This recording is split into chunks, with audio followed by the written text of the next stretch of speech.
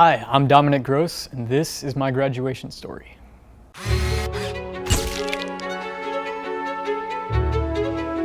After graduation, I will be attending the University of Texas at Austin and studying acting. Since I was younger, I've just been into entertainment, Saturday Night Live and movies. I made the decision to audition for the team on a whim in middle school, and I got in, and it changed my life. The theater program here has really built a work ethic in me that has helped me get through high school.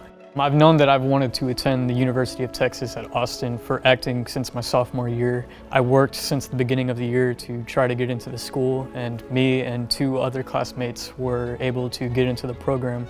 They only take 16 people in the whole nation, and 3 of us were chosen to be in their program.